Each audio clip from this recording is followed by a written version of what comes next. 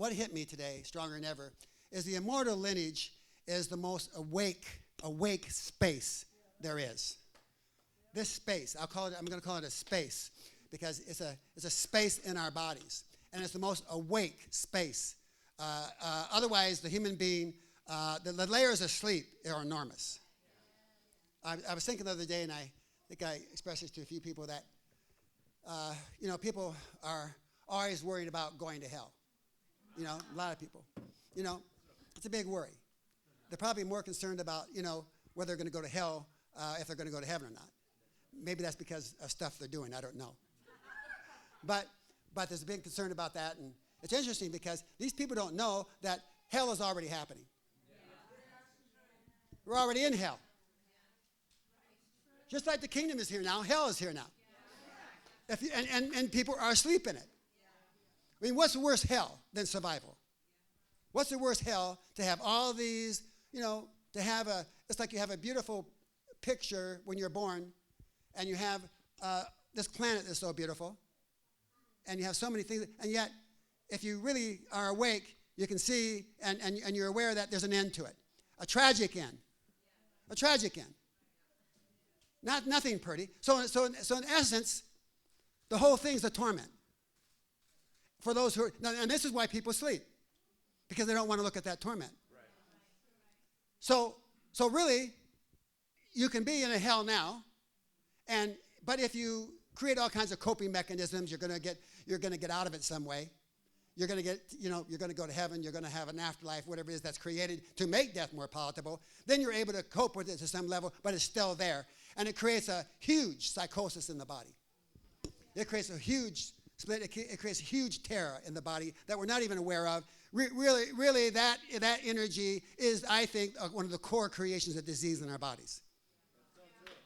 Yeah. But this immortal lineage that's why it's so vital. It's so vital because in it is that space of awakening in your body. And it's an awakening. Otherwise, without what it is, that also gives you the strength and resilience at the time, you couldn't handle being awake. You couldn't really handle being awake. Because of the terror of it all and what we're really faced with as human beings. And I think it's so vital to be able to talk about these things because the awakeness is so important. And it's really, it's more than important, it's crucial. It's crucial. And that's why it's important then to embrace that awake space in your body. I'm going to call it an awake space tonight. An awake space. Because it brings you to an awareness of not only the beauty of who you are, and that you don't have to be in survival anymore, and you don't have to be in struggle. It brings you to the grandeur, to the grace, to the magnificence of your body, to the royalty of your flesh. And at the same time, it enables you to really see everything and really be awake and not be in some cloud. So consequently, you can be proactive. You have an energy to be proactive like you've never been before. You see what death is. You see the end. You see the possibility of that end. You see what's there.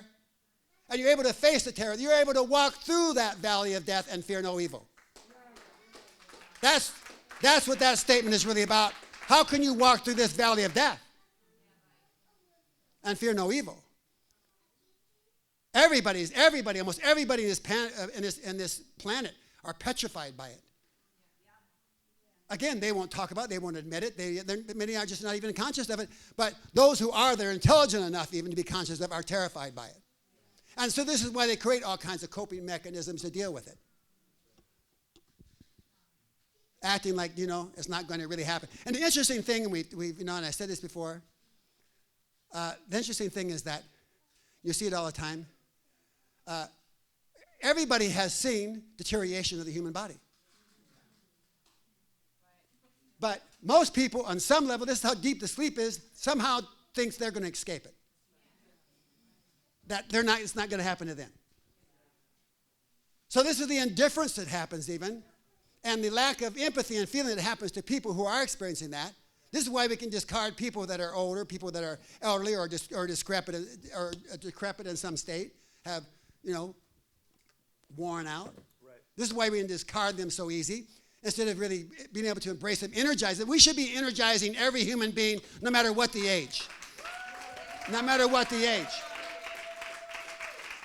But we separate ourselves from that because we don't want to deal with it ourselves, even though it's inevitable that everybody will get there unless there's a change. Wow. So, look, I'm saying all this to say there's a huge wake-up to happen. Wake up to happen. Wake up to happen. But this wake up, I know now, can only happen from this immortal lineage, because you can shake yourself all you want, and you say, oh, you can work in the hospital, and you can see all those conditions, yet they even go more asleep. Yeah, they do. Why aren't we investigating? Why aren't we investigating? Why aren't we as a race really all working together to stop aging and death? Look what it's taking. Look at the toll it's taking. Look at the threat. Look at the threat it is on every human being. Why aren't we shutting down everything and saying, let's stop this mechanism right now, and let's get to the bottom of why we are dying and why we are aging? But we keep this mechanism of death going, just rolling, because we've accepted. And we're asleep in it. It's so dark. It's so dark. It is hell. There's no worse hell. I thought this idea of going to hell and you're, being thrown into some pit of fire and your limbs being torn off, whatever the situation. At least you don't have to look out the window and see a beautiful world. You get used to the hell because that's all there is. But what's a bigger hell is when you're facing the tyranny of death and all this shit, and you still look at the world and you go, wow, I can see the world is beautiful, but I have to face this. That's hard to adapt to. There's really no torment worse than that. Yeah. That's a torture. That's a torture. That's a torture that we need to end.